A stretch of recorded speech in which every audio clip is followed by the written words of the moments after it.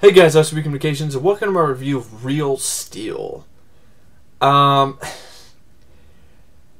saw this movie probably about a month ago when my family, we rented it on Redbox. And I gotta be honest, looking back at the film now, it's one of those run-of-the-mill so-so movies, just like fucking Lockout. But, I really didn't have high expectations for Real Steel, like I sort of did with Lockout, so, Anyway, this is going to be another one of those reviews, which is going to be sprinkled with rants, because there are parts of this movie just fucking suck dick. I mean, they're really bad. And I'm nitpicking a couple things here and there, too. And, of course, it's loaded with spoilers as usual, so, yeah. Okay, Real Steel was released in 2011 last year. Stars Hugh Jackman, as well former boxer Charlie Kitten, ex-boxer who really didn't do that great and turned into a con man / robot wrestler. Yeah. Dakota Goyo is Max Kenton, the young kid in this. Charlie Kitten's son, that he doesn't seem to give a flying fuck about until later until basically he's forced to hang out with him. If I remember correctly. Oh wait, he sells his kid to basically he sells his kid to James Rebhorn, Marvin. He sells his kid to a guy named Marvin. Come on now, man. You don't sell somebody to a guy named Marvin. No, I mean, you don't buy anything from a guy named Marvin. Let alone sell anything. Come on now, man. No, anyway, like I'm saying, the whole plot is basically, it seems like the writer took parts of Over the Top, parts of Rocky, and parts of Kramer versus Kramer, and just threw it all into one fucking threw it into a blender and called it a day. This film is just fucking derivative. It's got elements of every other movie of its type. It's got elements of Rocky that just seem so blatantly obvious, especially with Zeus's entourage, the girl basically, the whole quotes, anything he sees. I think he destroys, or he annihilates, or he crushes, or something. And I'm like, anything he hits, anything he sees, he destroys? That sounds very similar to what Brigitte Nielsen was talking about Ivan Drago. Anything he sees, anything he hits, he destroys. So anyway, okay, this film, in my opinion, the reason why I'm kind of sprinkling this with rants, I'm going to start off with one right off the bat. IMDb isn't usually the best resource for ratings, because it can be rigged. But the fact that it's based on user ratings, and the fact that fucking Real Steel has a 7.2 out of fucking 10, which is higher than movies like fucking Cobra, all three Missing Action films, higher than Above the Law, higher than Red Scorpion, higher than movies that can kick the fucking shit out of this movie. I mean, Real Steel, I think, even has a higher rating than... Let me see what Rocky IV gets on IMDb.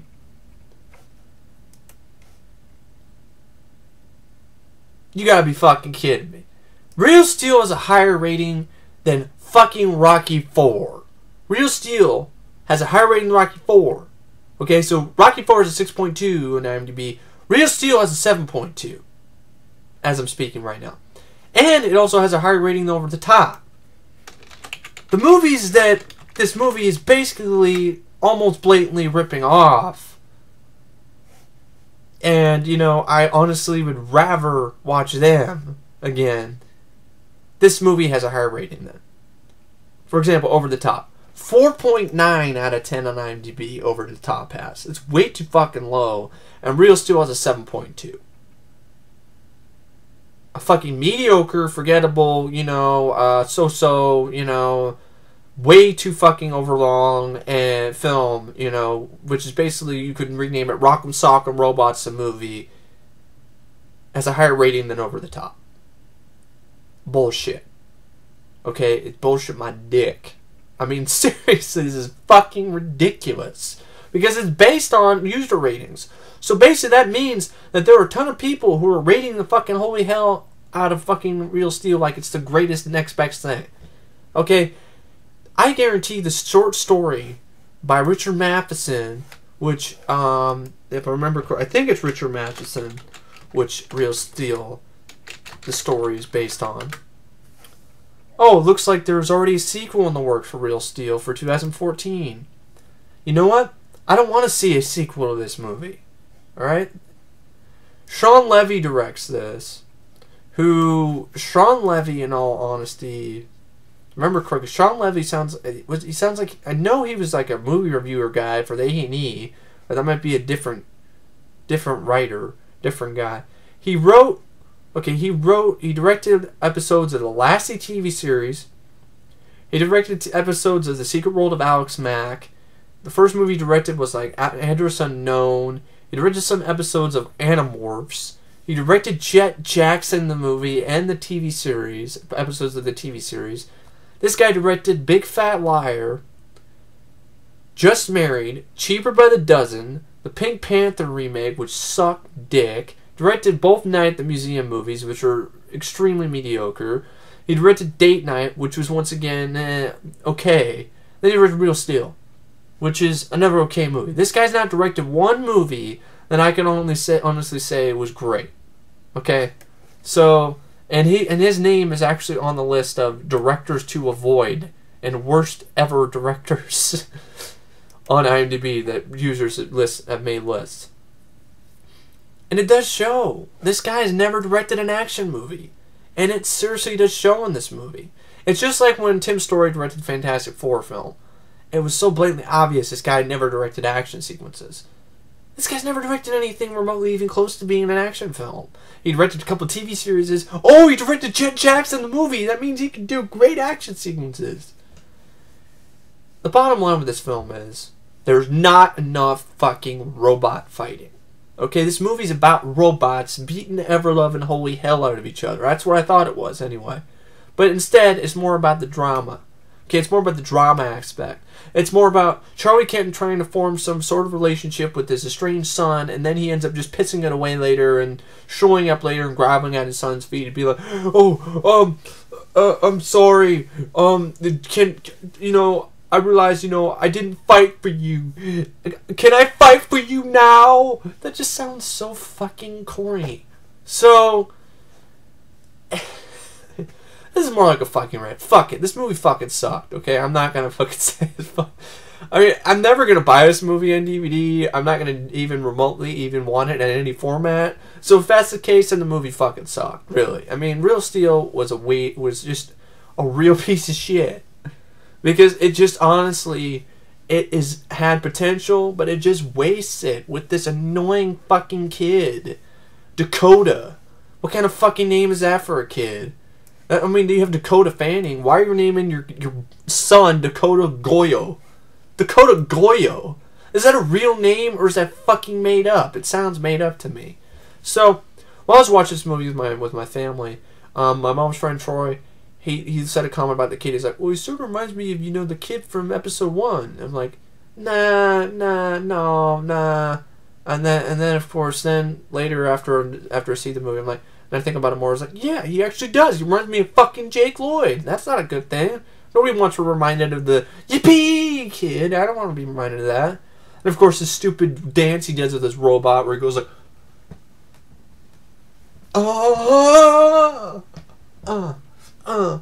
I'm a hip hop.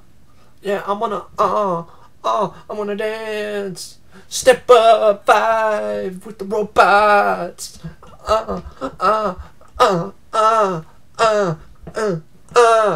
Just, So, Okay, let's just get into the actual plot here, and then sprinkle in more rants here, because this is a fucking rant now. This isn't a fucking review anymore. So, Charlie Kenton, Hugh Jackman, is a fucking douchebag. Okay, so basically what he is, he's a con man too. So he has this robot, and he basically signs him up for this, you know, exhibition against a bull. Say, robot versus bull! Yay! So he sets it up, and at first it looks like his robot's kicking the shit out of the bull. And then the robot actually punches the bull squarely in the fucking face, you know, in the snout. The bull lands down, and you're like, okay, that's it. The bull's fucking done. No. The bull gets back up after getting punched in the fucking face by a hydraulic fucking robot of all things. And it gets up. You know what? I know this is nitpicky, but I'm sorry. When I saw that sequence, I was like, come on now. How the hell is that bull? Is a bull a robot? Is this Horn? Is this the father of Horn from Arena? Horn! You know, Arena is 10 times better than this movie. Do you know what Arena is? I mean, I know Matt reviewed the movie. Arena's actually kind of a fun little movie from the late 80s, which is about, you know, sort of Rocky in space. More like Kickboxer in space, really, with Paul Satterfield. And he fights aliens. In that movie, it's more fight scenes than this fucking movie does. So, that movie actually is called Arena, and it's marketed about boxing, and, you know, or fighting at least, and it has a lot of fights in it. So, it doesn't lie to you.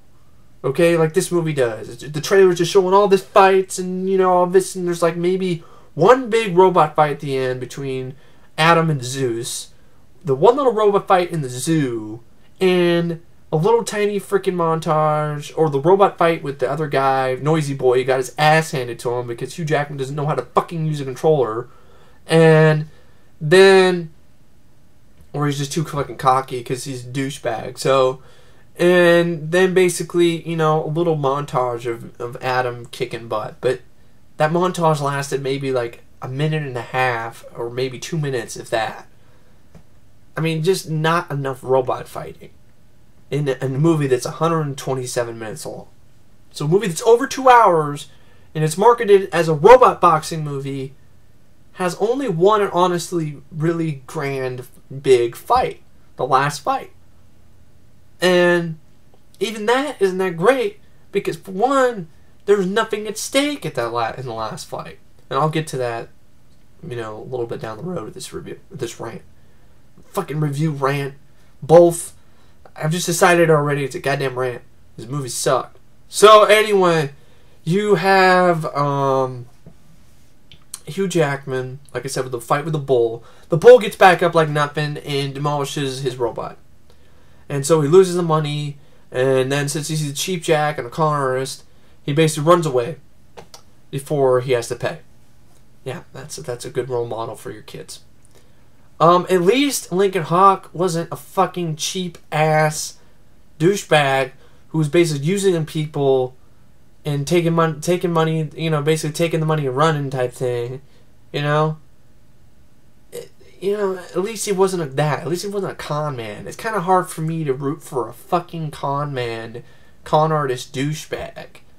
It really is. It's kind of like, you're fucking people over right and left, Mr. Kenton.